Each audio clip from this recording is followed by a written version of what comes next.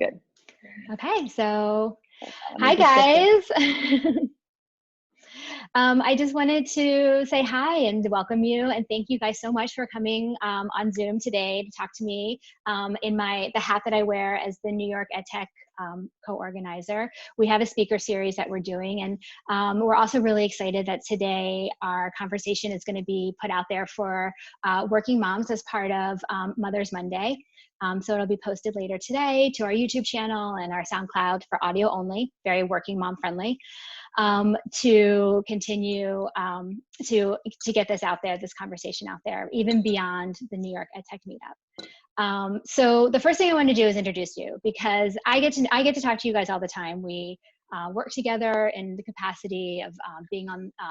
Colleen and I are on the advisory board of your company, Tatiana. But I just wanted to say a little bit about what we're doing, like what I do, and then throw it back to you guys to introduce yourselves. So again, I'm Jessica Millstone. I'm one of the organizers of the 9,000 member New York EdTech meetup. I've worked in EdTech my whole career, 25 years, mostly with teachers, using tech in the classroom and product and UX design. And now I'm an investor. I recently launched a small investment fund to support women-led technology companies, especially in the EdTech space. And that's how I got to know Tatiana. She was, her company was the winner of the 2018 New York EdTech Shark Tank. That's where we first met. And we've talked a lot in the capacity as advising her and her company. And that's also how I got to know Colleen. So Colleen, why don't I just throw it to you to say a little bit about who you are and your relationship with Tatiana and Circletime.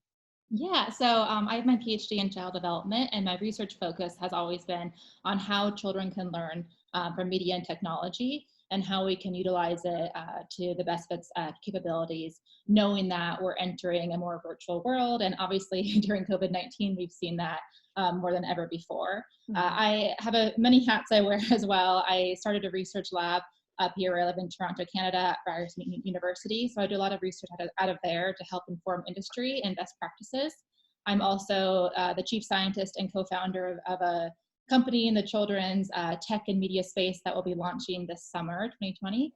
And I am also advisor to companies such as Signature Entertainment, where I help them with research and educational products and productions, and of course to Circletime, which brings us all here together. And Circletime is very close to my heart, the mission, because my dissertation topic was actually on children learning from video chat. So it's very relevant, and I think particularly during COVID-19, it's incredibly needed. Tatiana, why don't you tell us a little bit more about Circletime, since everybody knows now like that we're connected to it via you. You're the linchpin here. Sure. It's so funny because I think so fondly about like these very clear moments in the journey, when I connected with Jessica, when I connected with Colleen, and the Circletime idea was so simple at the time. It was really about how to start bringing parenting, especially early childhood parenting, into the digital age, and how can we do so thoughtfully with a research, evidence-based and with real research backing it up. And I managed to connect with David Kleeman, who is a powerhouse in research for media. And I was like, just throw me a bone. Just tell me one person I could talk to who can really understand this and help me to start developing it and thinking about how to do it. And he put me in touch with Colleen. And I remember being so nervous to talk to Colleen. I'm like, here's someone who's a PhD in this, and I'm just a mom who wants to do this. And I never forgot the moment during our conversation when Colleen said, wow, you really know your stuff. I think we can work together. And I was like, okay, I passed the first test. There's really something here. And so, the idea really was to create a brand that parents could trust, that folks in the technology and media industry could get behind. And this is all pre-COVID, but I just saw an opportunity to take this alpha generation who really was born into the world of iPads and FaceTime and video chat and create something that families could plug them into without feeling guilty about it. Yeah. I mean, I think it's, so all of us, I think, have invested a lot of time, like both career-wise and also personally, into this learning at home space, which I like to say, like, formerly niche, now the entire universe is learning at home. And so I wanted to talk a little bit about like how the work that you've been doing all along now has pivoted during the coronavirus crisis, and that you're really utilizing all of that knowledge and information and network and connections to support teachers and families and kids, especially during COVID. Yeah, Tatiana, so why don't you start? Sure. I mean, look, I joke about this as well, that, when I first started 2.5 years ago, I was talking about like virtual Circletime and like Zooming for kids. And most people first looked at me like, what are you talking about? And, as we went through the idea, it became clear that there was something there that needed to be done. So I think what happens with Circletime that's really interesting is we've had that 2.5 period to really be very intentional and thoughtful about how to bring this to families. How do we use this in a way that solves real problems? So even before COVID, right? And what COVID is, I think, doing is just sort of accelerating the exposure of the problems that we already had in thinking about education in a modern way, right? Sort of connecting it to this modern lifestyle. So, parents don't really know what's going on in schools. They, for the most part, can't keep up with what their children are doing. There isn't enough of a connection. They don't really know who their children are as learners. And teachers don't know how to really connect to the homes. And I think that's normal, just given the way that we all live. And so it seems so simple if you could create this little bit of a space, right? I always talked about the experience of Circletime being complementary, right? Part of a digital media diet, part of a broader just educational diet for children and everybody's routines. It was complementary, right? Like if we get every busy mom who works, or every parent, to find sort of half an hour, maybe 3 times a week, the way we think about exercise, and create that space to play and learn with their children with the help of experts, right, and educators. And can't we then start from the very beginning of their life, right, in those critical early years where we don't have standardized early learning programs, we don't know that every child is getting the same thing, can't we just find some bite-sized ways of doing some play-based learning activities with them? And so that was the original idea. And obviously, as you said, now we're all sort of home and trying to scramble to figure out how to do play-based learning with our children who are younger, learning with our children in general. And so the idea of being able to get on a Zoom type of environment and have that direct access to an expert has become so critical. And Colleen, for you, like as like from the research perspective, like what are the types of screen time right now that especially these young children can most benefit from? What are the ways in which, like, since we are kind of just stuck in this time period, like what are the ways that we can really maximize that screen time, and both in terms of the media and the technology? Yeah, so I think it comes down to thinking about how children learn best in person. And it's with an adult right there. And it's because you're, making eye contact, you're contingently responding to what your child says. You're showing enthusiasm when they're doing something that you can see, whether it's following a dance move or shaking a shaker. So how can we transfer those things to the virtual world? And, that's one of the problems with passive television, is that you don't have any of those socially contingent cues. It's why when video chat did come out, it was really exciting for researchers such as myself to see how does this compare to learning from someone in person. And what we found is it helps when you know the person already that you're video chatting with, and you have that built up trust already. And it also really helps when you have an adult with you who is showing that trust and showing that they're responding to that person as well. But what's interesting is, because of the research that came out showing the positive benefits, the Academy of Pediatrics actually said that, with their 2016 recommendations, that yes, they didn't recommend screens for children under 18 months, but the one exception was video chat. But I think it's really important, though, that we think about, that we don't try and take that too far. Now we're thinking virtually, to say that any kind of live stream event is as beneficial, because the truth is a one-way live stream event loses that important social community. Because if you think about a live Instagram live or Facebook live, the teacher might be kind of faking that interaction and pretending they can see the kids, but they can't actually see the kids. And so and truly interact with them. So I think that one of the really promising things about Circletime is you have this ability to have the teacher see the children, but the children don't see each other. So it's still a private experience for the children, but the teacher can actually truly have that two-way interaction. They can pause and talk to, unmute a child and talk to that particular child. And we actually saw this yesterday when we were doing a special Mother's Day event for Circletime. We had Dino Dana on, and she was reading to children, and she would pause the video or unmute the video and actually have a child respond to her a question. And that kind of engagement was extremely rewarding for, you know, the presenter, the teacher, in that case, Dino Dana, and also for the kids watching.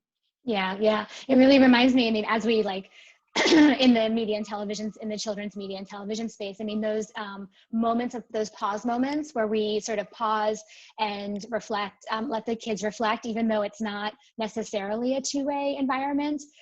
You know, Dora the Explorer did that. That's something that the group I used to work with at BrainPop, they've done a lot with their educational videos where there's pause points, specific pause points.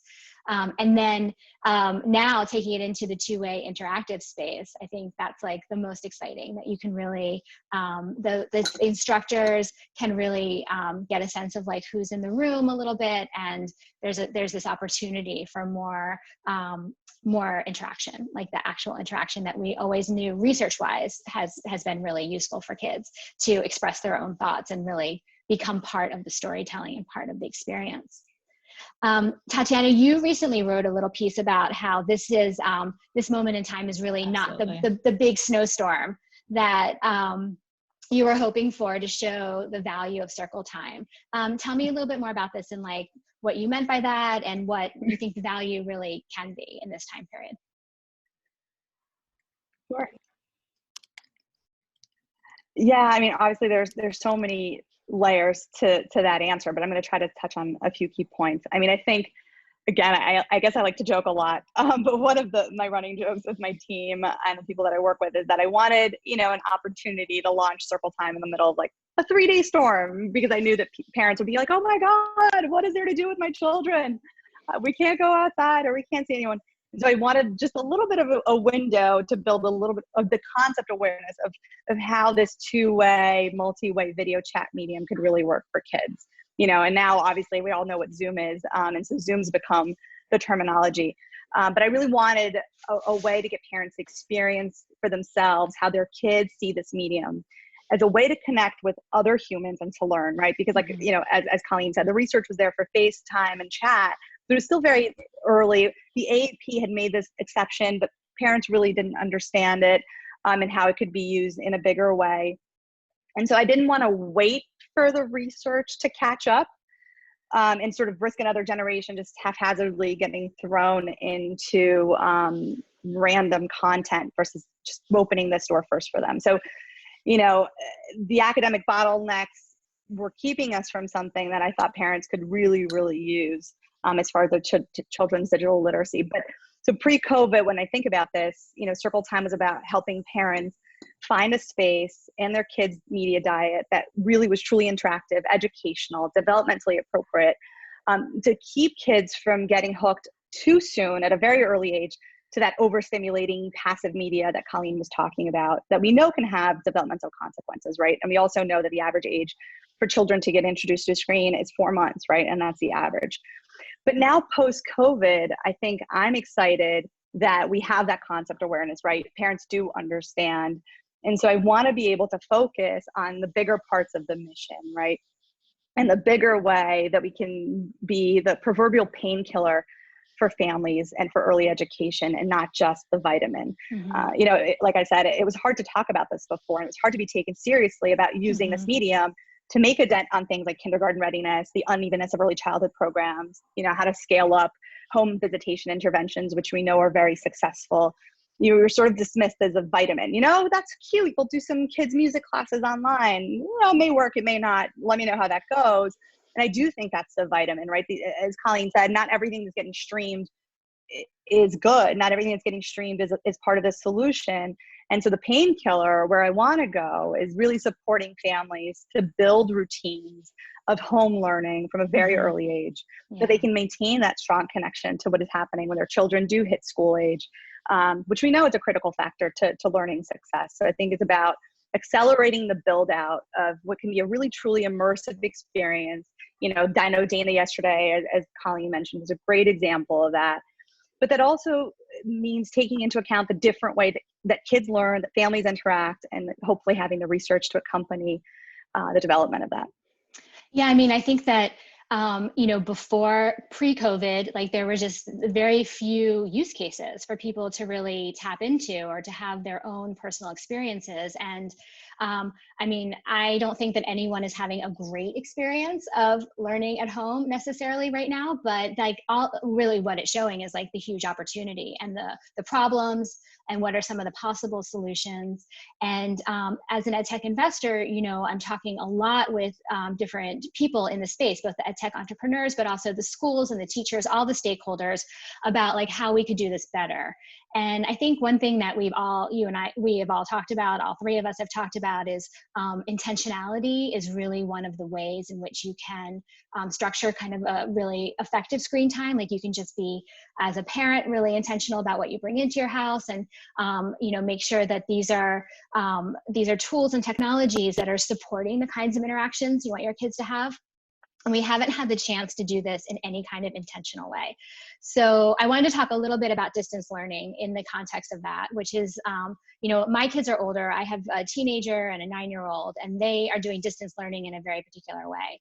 But like, what are some of the ways that we can help parents at home and families and schools as well be thinking about, like, what should we be thinking about for the future? How can we tie in intentionality? How can we really prepare for a moment where we're doing this for a long time, or we're doing it in bursts of time over the next couple of years until we really have a handle on the virus, either through vaccine or whatever? You know, how can we really be supporting parents and teachers to do this a little bit better? Colleen, tell me a few of your ideas. Yeah, I mean, I think first of all, make sure your kid's doing okay emotionally. Like that's the most important thing right now. You know, having peace in the house and trying to make it so everyone can get along, that comes first.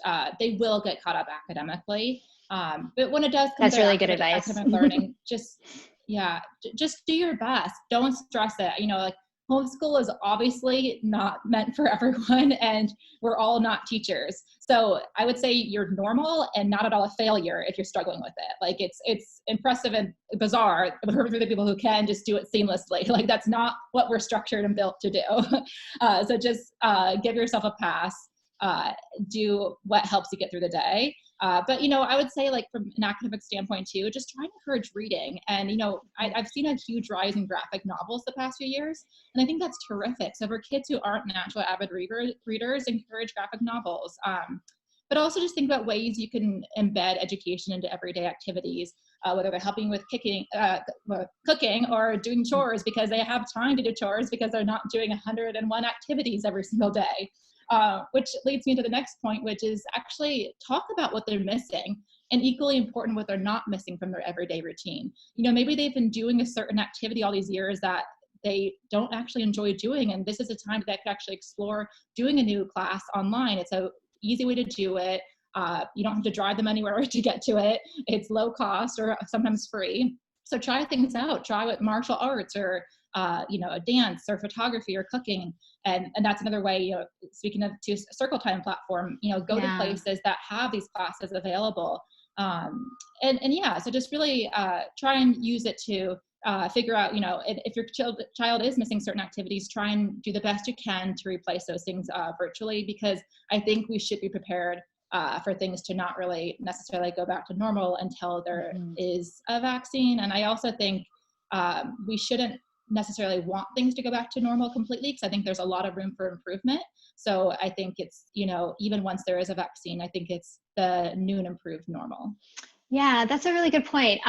Is there anything, Tatiana, that surprised you that has like really worked for you during this time period? Because I think, I mean, not to be too Pollyanna about it, but I think that we've discovered some silver linings around the situation that we're in. Like, are there things that like you'll kind of take from this time and maybe use in your own personal life or professionally as well? So, you know, I think the same way I had this like 2.5 year advantage to the rest of the world or to the average parent.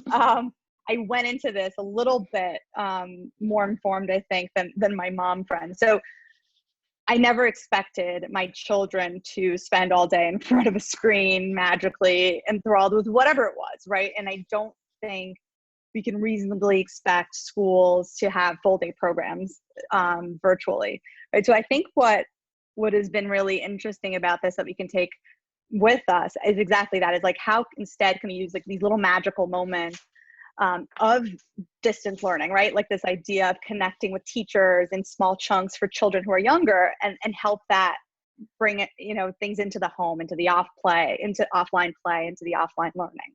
And so I think because I went into it expecting my children to only be able to handle it in chunks, we built our days that way, right? I never went into that mode that I feel a lot of my mom friends did, where it's like, I'm forcing my kid to sit in front of Zoom, or like they hate this thing or they hate that. It was very much like, let's see what the school's going to offer. Let's take it day by day. Let's figure out what becomes a new normal, as Colleen said, like what works, what are they going to be missing that I'm going to have to fill in. And so I've found that if I can find a balance between spending time with them on their learning, giving them the independent piece of virtual learning, and then find some time to just do some unplugged stuff, I find a way to fill their emotional needs, and then I can do some of my own stuff and get a little bit of my work breaks. But, I think for parents who didn't understand that, expecting any child, especially children under 5, to spend all day in synchronous learning or asynchronous learning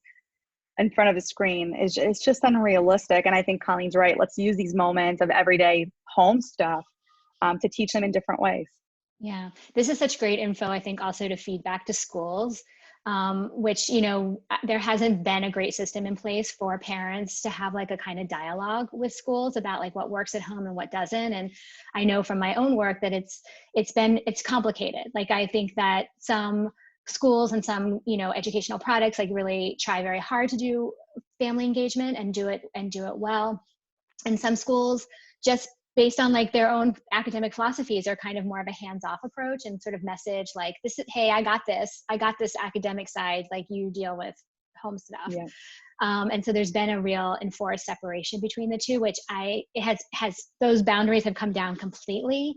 And what a moment then to like circle through some feedback with, be able to loop schools into like what really works at home and what doesn't, to make this just a better experience. Because like I said, I don't think anyone's having a wonderful experience of it, but we are having moments that kind of do work. Colleen, your kids are really young. Like, what's working or not working for your kids? So I have a 1 and 2 year old at home. So, they are in a lot of different classes, such as music and dance. And it's been really encouraging to see how their teachers have adapted to try and do things virtually. It's been really admirable. But it's definitely been also frustrating at times because it's not always easy. I joke that, one of their programs is a drop-off program where I then get 2 hours of work time. And now it's the opposite. Like, I have to be so engaged during their class and things just go nuts. But, these are the moments where sometimes I do the class, it's a couple times a week, sometimes I miss it, and I don't kick myself for that. And I just kind of let the kids, I follow their lead. If they're in the mood for it, great. If not, it's no big deal, and the teachers understand. But what I have found really interesting is I've seen a shift where the teachers have tried the kind of live stream where, as I said it before, where they don't see the kids versus a Zoom class. I'm eager to get them all on a Circletime to try out that platform for them. But I found the Zoom classes to be far more engaging than the live stream. I've just given up on the live stream ones. That my kids are too young to really engage with that. But when they know that their teacher can see them and actually can respond to them and hear them, then they get excited and they get engaged. And I will also say that for small classes, like with classes where they know their peers, they actually really enjoy seeing their peers. And so that's a strength too. And you have a small class, you can choose to see each other, or if it's a large class, you can have it just where the teacher sees you and you don't see each other. But it's nice, even at 1 and 2, they're still little social creatures. I'm glad they have each other. But I think about, they miss their friends. My 2-year-old will say, like, I miss my best friends. I say, I thought I was your best friend, but anyway, but she, I think especially for only children, it's really helpful to do these kind of classes where they can still see their friends exist, because it's a weird thing developmentally. It's a large chunk of time to go without social interaction with people their age. And it's Jessica, if I can jump in here, because this is so funny. As Colleen is talking about this, part of what got me into Circletime, even though I knew, we were joking about this, the connectivity issues, right? As Colleen is sort of freezing a little bit.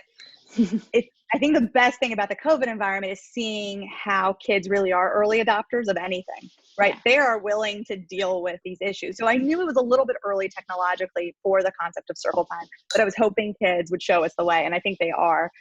But it's interesting because part of the reason I wanted to go to two-way interactivities, because all the research told me that, right? Like the Dora model. Oh, the Dora model works. And my oldest daughter, for whatever reason, was on to Dora from day one, right? None of those shows worked with her. She never responded. She would watch and she would wait for the answer. And so that made me think, I'm like, I think some kids get it, right? And your kids, ironically, as you say, they're so young, they're too young for live streams. No, they're so savvy. They get it. They know live stream is one way, and they know the difference with authentic two-way interaction, right? Like, again, they're growing up FaceTiming grandma, right? They get it. And I don't think it's just the young kids. Yesterday, again, to the things that work, my older daughter, who's 8, she was really missing a lot of her friends. And even though they sort of get to do stuff in school, she wanted her non-school friends. And so we set up a virtual play date, and I made the mistake of setting it up on Google Meet, and they were not having it. They're like, where are all the things we were used to on Zoom? And so I think that's such a great point. Like, they're already very savvy about the conventions of the medium. So like that there's an expectation that gets built in like right away about like what something's going to look like and how they are going to interact in it, that we have to build on. Like, we have to go with that. Yep. I think we need to think about the UX from their perspective and have them, again, really listen to them and to the parents. And I think what's working and what's not working. And to the emotional piece of this, one of the moms who has an only child, Colleen, to your point, he's 8 years old, but he's an only child. And she told us afterwards, guys, thank you for doing this.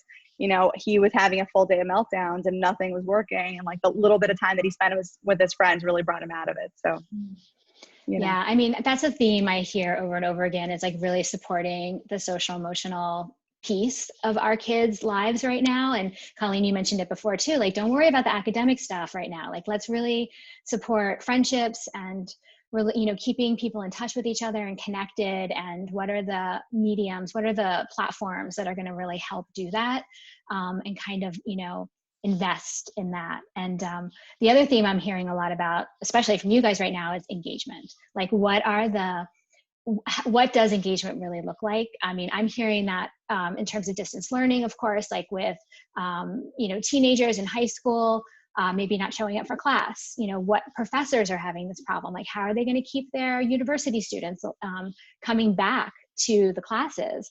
And it's really, as you guys have both noted, like, these kids have been doing this for a long time. They have a lot of expectations and a lot of behaviors that are kind of already built in. How can we learn to recognize those and put them into the products and the platforms that we're building for these kids? So one of the things we're doing, I don't know if you're asking the question, but let me just chime in. I think, again, with Circletime, what we're able to do is we're really observing in the live classes what kind of classes and for what ages really work, where the parent needs to lead the engagement, where the instructor is really effective in keeping the child engaged, and what that looks like, right? And some kids, very early on when we first started testing, it was very noticeable that some kids looked like they weren't engaging at all. They weren't interested. And yet, as soon as they got off the class, we would ask their parents, like, oh, how was that for them? They were like, they were in a terrible mood, but now they're like so excited. So, I think engagement looks very different for every child. And again, it goes back to that children are different types of learners. And so not showing up, I think, is a big challenge. But I think, again, it goes back to the different ways to use synchronous and asynchronous content and how to create a balance. And I think one thing for the younger kids that I also think is really important, and I'm sure it goes up in ages in the same way, is I think children also need that one-on-one time with the teachers in this format, right, in a school environment. I think it re-engages them, because that's when you're able to pick up you know, what's getting left behind, right? What is not working for this particular child? So I think to the extent that schools are able to breakout rooms or one-on-one sessions are really important to build in. Yeah. And the parent check-ins, right? I would say let's find ways to do parent check-ins. I don't think we can do that enough. And I don't know that enough schools are doing it, right? So we're making time for synchronous sessions with children, but are we making time for live sessions with parents and checking in and saying, how's your child doing, right? What are the challenges you're facing? And how can we start to build a bridge for that? Because this may be something we have to deal with for a while. Yeah, and maybe these, you know, platforms and products that we're creating have space for both of those, like even put inside of, you know, one area. Yep. So we're coming kind of to the end of our time together, our conversation. It's gone very fast, I know. But I wanted to just throw it out there to say if there's anything, Colleen, that you wanted to add, especially about video chatting, any of the research that you've done, or other pieces of the work that you're doing outside of Circletime, outside of what we're talking about necessarily today, that are, you think, really relevant to this moment in time and how we're struggling to address COVID in our home lives, our home learning lives. Yeah, so I would say, you know, it goes back to that idea of kids are missing out on social engagement, and they will to a degree until we have a vaccine or a drug in place. So I think it's, instead of, you know, focusing too much on what they're missing, think about what you can give them instead, and use this as an opportunity to really strengthen your parent-child bond. No matter what age your child is. And this doesn't mean taking tons and tons of time, because I know how busy everyone is. Like my husband and I are both working full time. It's really hard, you know, but, you know, rely on media. Don't ever feel guilty about using TV and screens. This is not a usual time. So give yourselves a massive break. But, you know, one of the things I'm doing with this new company is, you know, it's an app to encourage social emotional learning and parent-child engagement. So I'm really excited for this to come out. I think it's, you know, such an ideal time to get this. Absolutely, this is like the moment. Yeah, exactly. Again, like we've been working on it for so long. It just happens to be coming out now at a time when it's needed more than ever, I think. Yeah. This idea that, you know, parents don't need to spend for nonstop because they have stuff to do. But if you can take 10 minutes and spend a really quality time with your child and focus on social emotional learning, I think that's the most important thing right now. That makes a lot of sense. How about for you, Tatiana? What would you say is like the thing that you really want to focus on right now? Yeah, it's not going to be very dissimilar. I think for, you know, I promised that I wanted to keep this a little bit strategic and practical for moms. And I think, you know, especially working moms. And I'm definitely of the no judgment camp. Do whatever works for you at this time more than ever. But I do want to encourage parents to understand that a little bit does go a long way, right? The one-on-one attention, whatever that looks like for you, tends to be more productive, right? If you can find that 20-minute window, whether it's with an app, whether it's with, you know, a two-way class because you want the instructor to sort of lead you through the activity, whether it's reading a book, just find those pieces throughout the day, because I guarantee you, even if not in the very first day, over time, your children will then go off and do independent play, you know, at least in some chunks. And that's going to create, over the long haul of this, a better balance, I think, for the family. That's such great advice. And I think it scales all the way up, like from the earliest ages, like straight through to like the ages that my kids are. Like I'm seeing that instructors who have office hours or one-on-ones, and actually even just employers who are doing one-on-ones with their employees, and just making that time for the individual connections. I think that's actually what's carrying us through this a lot, and supporting. So like actually in relationship to that, one question that we always ask all of our speakers in the speaker series is like, what's been like your go-to like food or drink? I guess your self-care, like what's the thing that's like kind of carrying you through this, because you're supporting yourself, you're supporting your family, your kids, your business, like there's so many things. And like Tatiana, like what's like one thing what's your go-to? You know, it's so stereotypical of me as just a working mom in normal times, but I need to keep my children on a decent routine. Like I need to know that at 7:30 I am done. So smart. Yeah, no, really smart. Yeah. And so I at least get, whether it's an extra hour of work, but there's always going to be at least half an hour that is just mine to just not think. And I think that's the only way for this to feel, one, normal, and two, you know, sustainable. How about for you, Colleen? It's so funny because my husband and I were not big into cooking ourselves, and being in the city, busy people, we get in the habit of doing takeout all the time or going out to eat. Guilty as charged. Yeah, so Totally. because of this, we've been forced to learn to cook and make things. And we used to never have family dinner times because our schedules would both go late. I'm working on a Pacific time, even though I'm in Toronto. So we just lost dinner time or never had it. And so now we have dinner every night. So that's my go-to thing that I look forward to, that gets me through the day. And my go-to food has been Beyond Meat burgers. I'm like absolutely obsessed. And Nice. I crave them now. And better for the environment. I know you said, that this time is like, maybe we shouldn't just slide back into our normal all the time. And like, those are both really great advice. Like I find myself in the middle of both of you where, right now we're cooking dinner more and more and everyone's eating the same food, which is radical. That like everybody would have the same dinner is just very unusual. And all of a sudden, like everyone's stepped up a little bit and we are all eating basically grown-up food, which is very exciting in the moment of my life. And definitely trying to like get on a schedule where like when I had really small children, I was taking that time in the morning or the evening to really like cordon it off. And now I've had to put up that boundary again because school is not there to provide that opportunity. So I wanted to thank you guys so much for coming and talking with me today. And I hope that we have many more opportunities to do that. Definitely. Thank you so much, Jessica. This was great. Stay well.